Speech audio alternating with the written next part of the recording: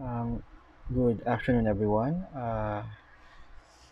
Let me introduce myself first. My name is Arnold Alamon, and I teach sociology at Mindanao State University Ligan Institute of Technology.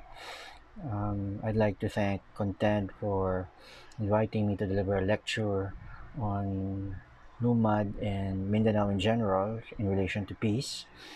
Uh, this is a lecture that I first delivered in Rico University when I was a visiting professor there last December, and now I am thankful for the opportunity to deliver it to a Filipino audience. Uh, in my agenda in delivering this lecture is to use the Lumad issue as a way to understand the problem of peace and conflict in Mindanao, and I'm using as a primary resource the book Warsaw of Extinction, published in 2017, uh, with some added details on the current Luma situation, as well as snippets of the Bangsamoro struggle. Okay. Uh, Let me begin. No? As stated in the book, the approach to understanding the Lumad problem is really to look at it from the prism of political economy and history.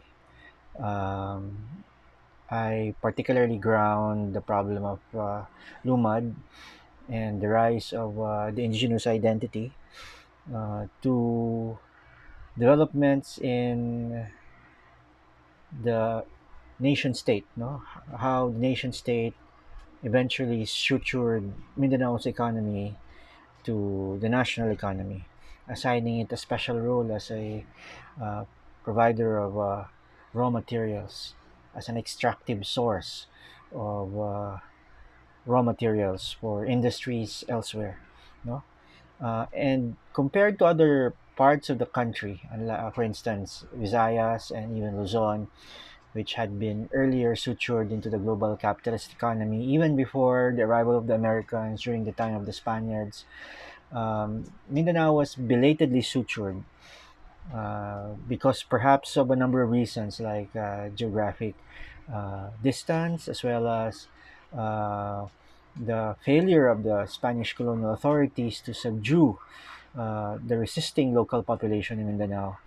And this is true for both Lumad communities and Bangsamoro communities, which resisted the Spaniards. No? That is why, if you look at the presence of the Spaniards in certain parts of Mindanao, they're usually just relegated uh, at the coastlines, no, or where their boats can reach, and there they would set up parishes and garrisons like Zamboanga, and in Cagayan de Oro, no, the church. But further inland, like into the Cotabato, uh, uh, flatlands, or in Bukidnon, these were all indigenous territories. And when I say indigenous, Bangsamoro and Lumad, no, at that time. But something happened when Americans took over, no, the economy. The American colonial period brought massive transformation to Mindanao's social and economic landscape, perhaps because there's a greater need on the part of America to extract more resources in more places. And the method by which they were able to achieve this, that the Spaniards were not able to attain, was through a very aggressive resettlement program. No?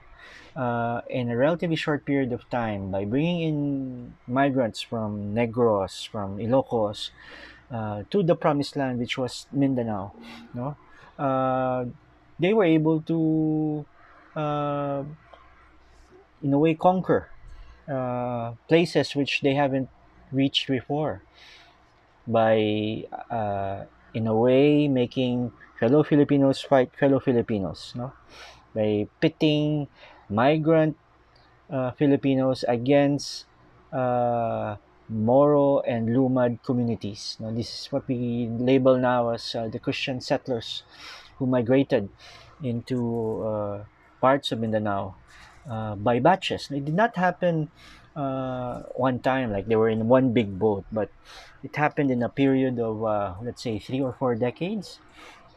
Um, I think the first wave began in the uh, 1918s, and then just before the Second World War, and after the Second World War, there's another wave. Usually, the method will be very sociological in the sense that there would be families, and then family members would follow one after the other. That's why you'd have new places like New Bataan in Compostela Valley, now Davao Oriental, or you'd have uh, complete villages transplanted from Negros to, let's say, South Cotabato. That's why even that part of Mindanao is still Ilonggo speaking, no? So what the Spaniards weren't able to achieve, the Americans achieved uh, in less than 3 decades. No? The colonization of Mindanao's economy and its people. And what followed after that was the systematic appropriation of land and resources.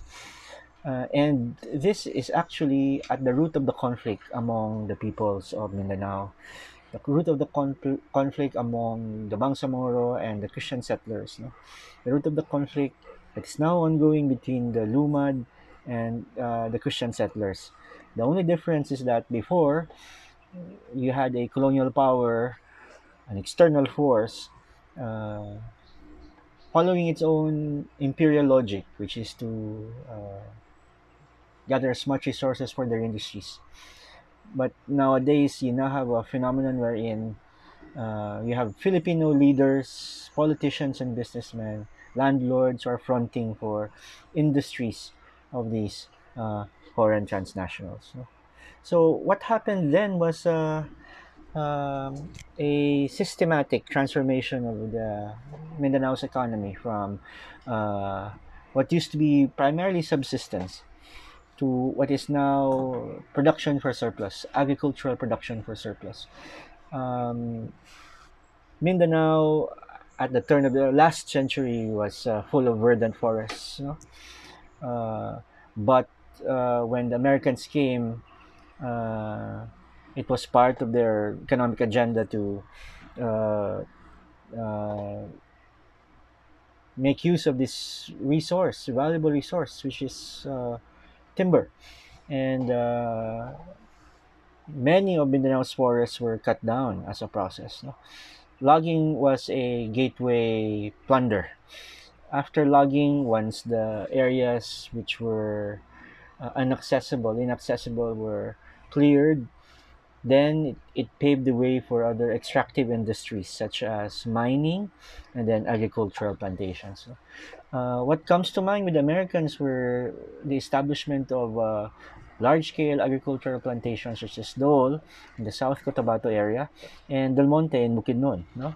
These were their legacies which continue even up to now, even though the ownership has shifted to members of the local elite already. No?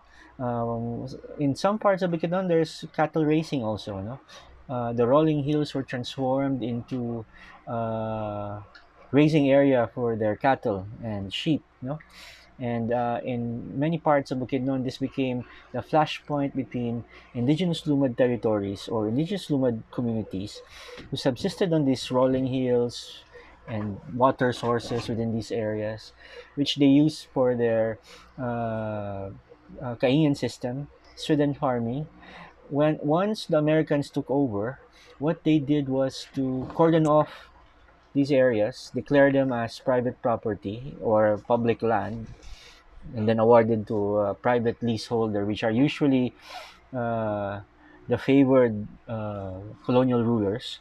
And then they would forbid the Lumad communities from entering. You know? This was the story at the turn of the last century when they started to establish this uh, uh, what you call as cattle racing plantations. No? And this is where the story of the Lumad came when where they would recall vivid recollections from their oral history of members of their communities being uh, caught by cowboys owned by the cattle ranchers, and they would be made examples of uh, the kind of power that the landlords had at the time in order to forbid the lumad from entering the the enclosure of the cattle. Whenever a lumad would trespass, there are stories of them being caught, then being killed, and then being displayed so that it would drive fear into lumad communities. No? It came to a point wherein, yes, no, the cattle which brought in money and power to the landlords, which became their base for political power later on, were more important than the people who originally resided in these places. No? In all these features, no, logging, cattle raising, large-scale agricultural plantations. Of course, Del Monte was established during this period too. I think 1918, if I'm not mistaken. No? And 20,000 hectares outright was granted by the American colonial government to Del Monte. No? They were having some problems in Hawaii and in South America in the production of pineapple, and they found out that the conditions in Mindanao were very similar, no, to those in South America, and was very conducive to the production of pineapple. So what the American says was to give an outright grant to Del Monte, and that's 20,000 hectares of indigenous territory, automatically cordoned off in favor of the large-scale agricultural plantations. Of course, by now, the area that Del Monte is has planted has maybe increased double that, no? Which means that beyond the initial grant, they're now entering into what is known as contract growing. But the Lumad does not even involve themselves in that kind of process because it was the Christian settlers were able to get land titles for these indigenous lands because they were the ones who had access to government and its mechanisms. No, the Lumad, of course, were not educated; they were at the margins of political and social life. And with all these transformations, logging, cattle raising, they eventually became trapped at the margins and remained there. No, in all these changes, the content feature is a displacement. No, uh, of the original inhabitants of the island, the Lumad and the Moro populations. No? And uh, I'm already considering them as similar because the story of the Moro is not exactly different. No? There are just a number of peculiarities that I will bring attention to later on. No? This is the historical and political economic context of their marginalization in favor of a dominant migrant population. Okay, this foregrounds what would be the historical, I mean to say, the marginalization, the violence started even before and continues even up to the present. No? So the ongoing wars of extinction, no, actually continues even up to the present. And the book Wars of Extinction actually draws attention to incidents in 2015 when leaders of a Lumad school were violently assassinated or murdered in front of the community in Lianga, Surigao del Sur. No? And that has continued in the next few years. No? Take note that this was the period of Pinoy, no? Benigno Aquino Jr.'s administration. Uh, and that has continued unabated actually even up to now after the 2015 Manila Bayan, where you saw indigenous communities from Mindanao marching all the way from their communities to Visayas and then to Luzon to dramatize their plight. This was a watershed period in the history of the Lumad struggle in the sense that uh, even though they've been raising their consciousness. They have been uh, uh, organizing themselves to defend their rights. The Manila Bayan of 2015 is a political milestone of sorts because it solidified a certain kind of shift in the way the Lumad imagined themselves and inserted themselves forcefully into the national imagination. They encamped in universities like UP. In even up to now, they maintain their presence there because their evacuation, no, what we call as buckwheat politics, their evacuation is a dramatization of their plight. If the wars of extinction are taking place in the rural areas, by bringing their ordeal into the national imaginary, no, and you have a number of bases of that in at some point in Cebu. There's a continuing one in UCCP Haran and now in UP Diliman and the Save Our Schools network, which has transplanted themselves in Metro Manila. It's a dramatization of a reality that is forcefully hidden by dominant forces. No? So the wars of extinction that I wrote about, and there are two case studies cited in the book, but these two case studies are just for the purposes of giving example to the kind of violence that they go through. But the thing is, even though incidents such as what happened in Al Qaeda were highlighted then, the thing is the suffering and the violence actually continues even up to now. No, you have just recently, uh, last year, the arrest of uh, a very respected lumad leader. In fact, if I were to cite someone who provided the kind of perspective that the wars of extinction carried, uh, I cite the organic intellectual uh, Dato Jumorito Gainon, no? Who was arrested based on Trump up charges. No? His case is very interesting because uh, he was supposed to attend some kind of a function, and he took a jeepney from their office, their people's organization, passed through the military camp where they were accosted, and it was reported that with them in their bags while riding the jeepney, which would pass through the military camp, were a number of high explosives and a gun. So it's really a magnificent tale. And up to now, he's still incarcerated. No, just last week, 7 leaders of an indigenous community known to stand up against mining and militarization within their communities were picked up and arrested with the same modus of being arrested on the basis of trump up charges such as illegal possession or whatever. No? And this is the kind of war that's actually being waged within these communities. It's two pronged. No, there's the Manila Bayan of 2015 and the publication of the book Wars of Extinction solidified a certain kind of argument for the Lumad cause. And now what we're experiencing is the uh, nation state's ideological offensive.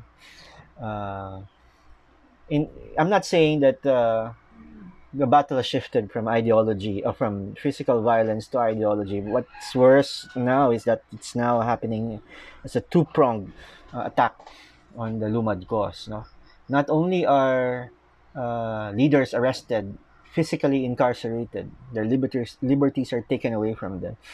Uh, it is also the case that right now, what is happening is that they are being lumped together. Their cause being lumped together with uh, government, the nation state's pet peeve. You know, whenever every time government needs the or finds the need to strengthen itself, it always needs to look for uh, ghosts, you know, a bogey, and a very convenient bogey at this time. No, even during a time of pandemic, is not the disease itself, but the communist insurgency or the civil rebellion in the countryside. But yeah, that's precisely what I'm driving at. No, you had here the continuous attack on Lumad schools, and if you note, Wherever there are lumad, it is also the places where mining wants to get in. No, and Mindanao is particularly prime for this kind of economic activity since uh, it is uh, it has highly valuable mineral resources, no, relative to other nations. Fourth in copper reserves, third in gold, fifth in nickel, sixth in chromite deposits all over the world. No? So the prospects for mining is really rich. And usually, the places where the lumad are is also where the mining companies want to go because that is the places where they haven't mined yet or they haven't exploited yet. No? So the attack on lumad schools, the ongoing wars of extinction taking place, is not just a question of government trying to fight off the insurgency in geographic places where the insurgents are also are, no? But it's also a question of controlling the resources that they imagine to be useful in national development or nation building. In other words, when they open up the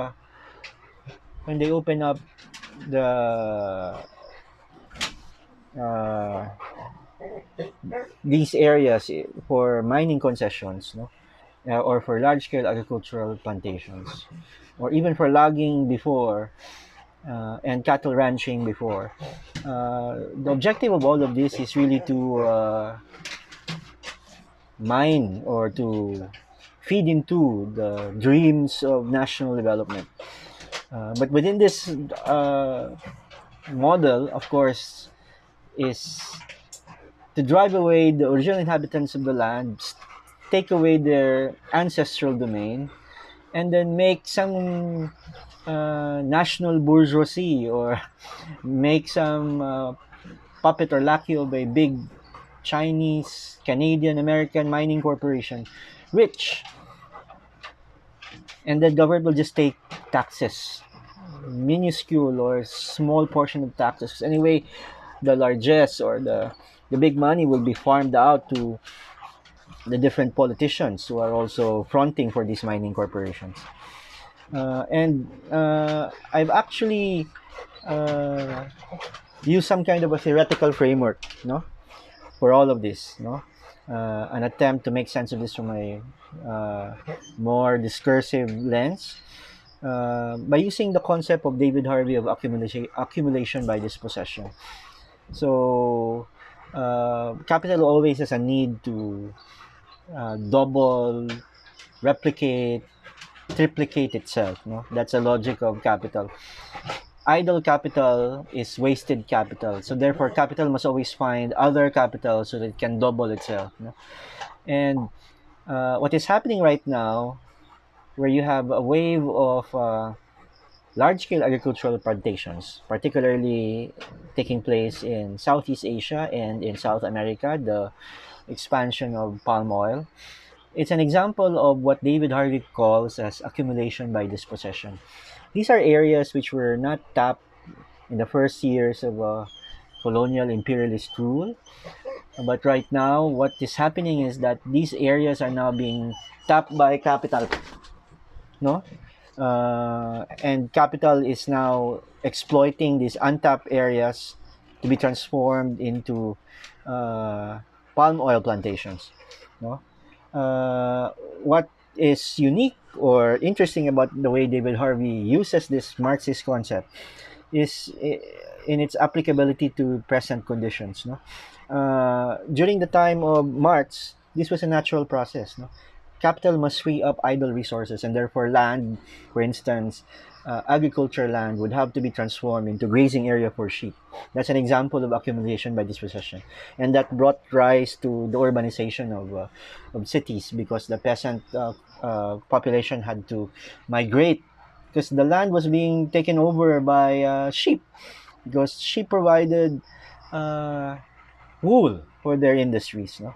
So, uh, what is taking place right now is in the late stage of capitalism, the freeing up of idle resources, and this includes virgin forests in places such as Papua New Guinea, in Indonesian occupied Papua New Guinea. And also we can see that happening in some parts of Mindanao, for instance, in Opol, Misamis Oriental. where you have indigenous communities also being threatened or being driven away.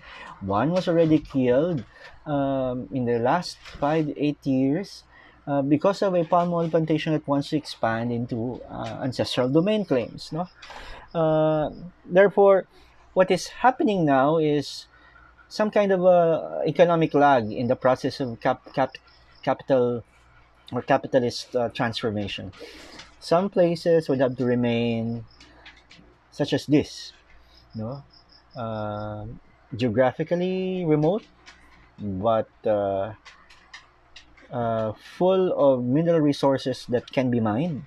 That is what is happening right now in places such as South America, Southeast Asia, and Mindanao. No, you have a phenomenon of accumulation by dispossession, and based upon these uh,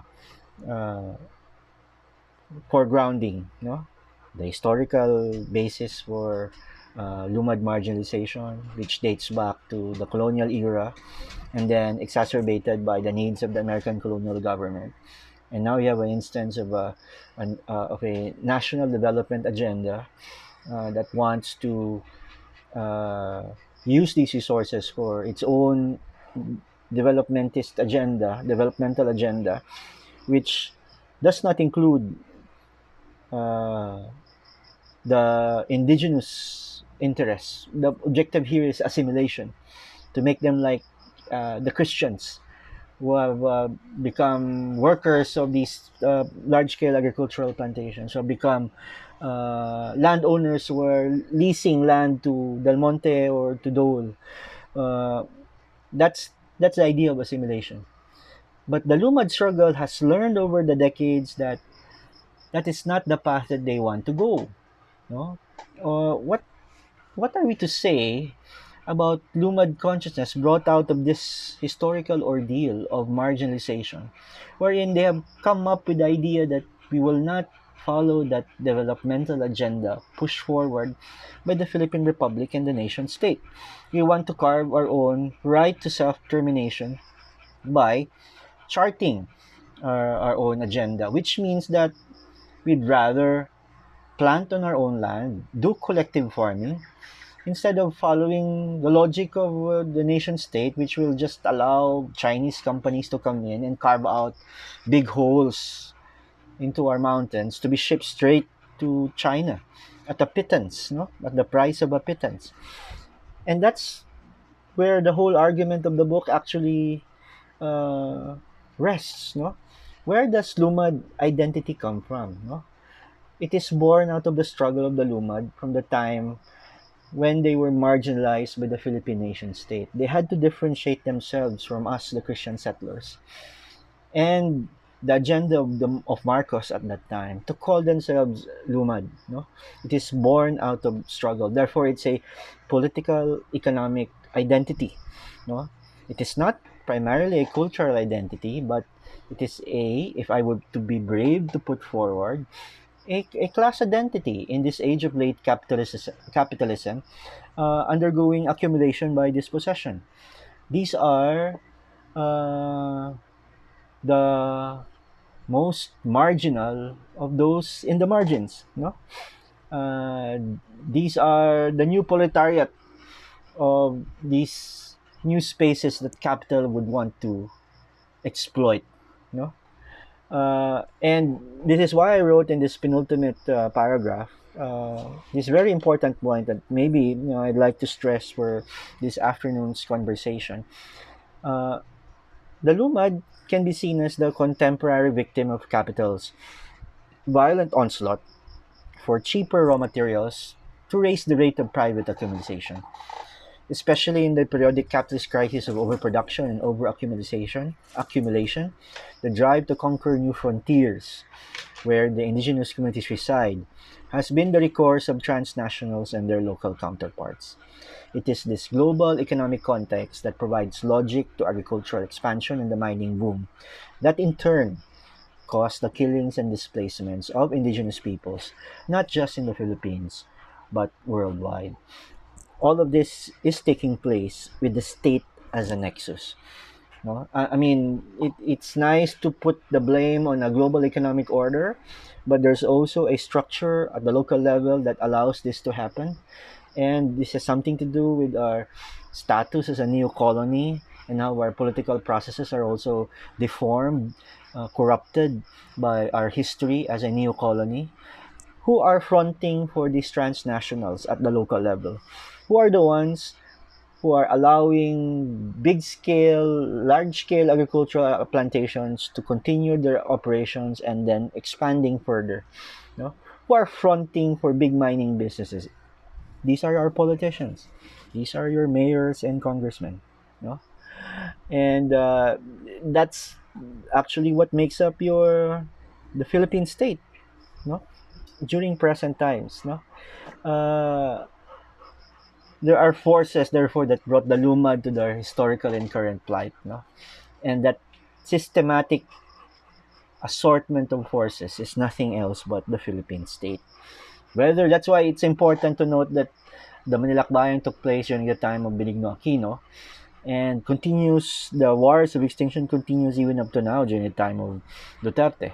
It's not a surprise because the logic that fuels it are not the administrations themselves, but the economic logic that provides reason and reason and logic to the whole enterprise.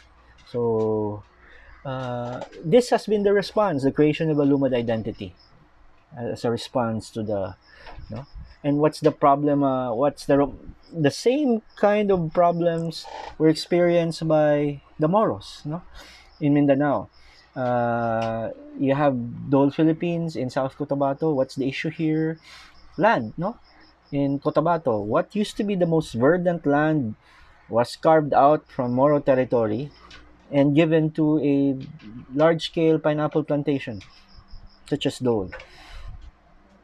And the Dole in turn hired agricultural workers coming all the way from Negros and Ilocos and Iloilo, Panay, and put that all together into the history of resistance and uh, uh, conflict of Mindanao. You have here transplanted Christian settlers and Moro indigenous communities on the one hand fighting over the same resources, and you have government resources and its legitimacy, no, arguing that the land title is supreme, indigenous claims do not stand, and big business must have their way because that's the only way to achieve development.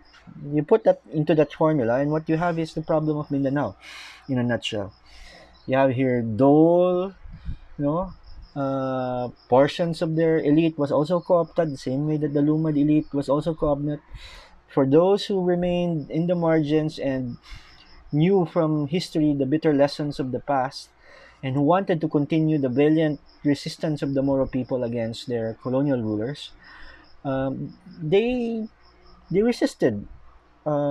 They waged an armed struggle against the Philippine nation state, which saw the establishment of movements of independence, such as the MIM, then the MNLF, and then the MILF. No, but there are just some differences between the two. No, so we have here an instance wherein historically, no, there's a cause and reason for both the Lumad and the Moro to rise up against the nation state because the nation state has not or has stolen their ancestral domain from them for a nationalist developmental agenda, which excludes the right of self determination of these indigenous communities. I would be brave enough to say also that uh, the Lumad, such as the Bangsamoro, are uh, political identities created out of the friction between the Philippine Republic, the Philippine nation state, trying to impose its agenda with the uh, communities, with these indigenous communities. Uh, and so they resisted, and the Lumad resisted too. You know, it's not surprising that in places where they want to maintain their independence, which are usually geographically remote, it's also the places where the communist insurgency has thrived. And this is a point that I might need to make later on in further study. But uh, would it wouldn't be surprising that the Lumad would find common cause with the communist insurgents, because they're the ones who protect them, or they protect each other from their common enemies. That's not surprising at all. But there are just some notes, that maybe we can uh, highlight between the differences between the rise of Lumad political consciousness and the rise of Moro political consciousness. Between the two, it's really the Lumad is really, let's say, belated. The Moro is far more advanced, and this has something to do with their nomadic and fluid notions of territory. The Moro has far greater critical mass, and they have maintained presence and territoriality in larger areas. The Lumad, on the other hand, you're talking about bands of communities composed of, in many cases, a handful of families, you know, and they travel from places to places because that's part of their culture. Therefore, they're less territorial. Therefore, they're dispersed and displaced compared to the Moro, which is homogeneous in certain territories. The Lumad is also heterogeneous when it comes to beliefs and practices. Whereas under the single banner of believers of Islam, it's a much more solid identity marker. The Lumad is also, when once they were marginalized, they were completely disenfranchised. Whereas the Moro, some of them maintained certain degrees of power and became their traditional leaders in certain areas and became the leaders actually of the resistance.